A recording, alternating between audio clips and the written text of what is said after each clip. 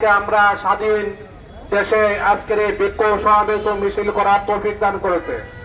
সম্মানিত ব্রাহ্মণবাড়িয়াবাসী, আপনারা জানেন অন্তর্বর্তীকালীন সরকারের আজ 6 মাস 10 দিন সাবেক স্বৈরা শাসক থেকে এই দেশকে স্বাধীন করার পরেও আজকে 6 মাস 10 দিন পরে এসে বাংলাদেশ জামায়াতে ইসলামী রাজপথে নামতে বাধ্য হয়েছে।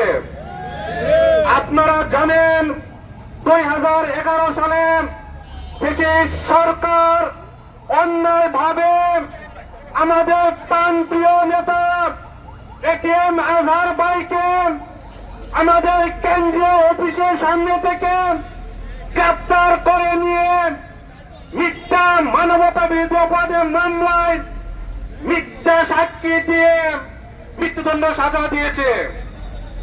প্রাণপ্রিয় আপনারা এও জানেন উক্ত মামলায় একজন সাক্ষী বলেছেন তিনি নাকি 7 মাইল দূর থেকে ঘটনা দেখেছেন, আরেকজন সাক্ষী বলেছেন তিনি নাকি 3 কিলোমিটার দূর থেকে ঘটনা দেখেছেন। এই সকল মিথ্যা সাক্ষীর উপরে ভিত্তি করে বিচারপতিদেরকে চাপ প্রয়োগ করে অন্যায়ভাবে আমাদের নেতা আজহার ভাইকে মৃত্যুদণ্ড দিয়েছে। এই দেশ স্বাধীন হওয়ার পরেও আজ পর্যন্ত আমার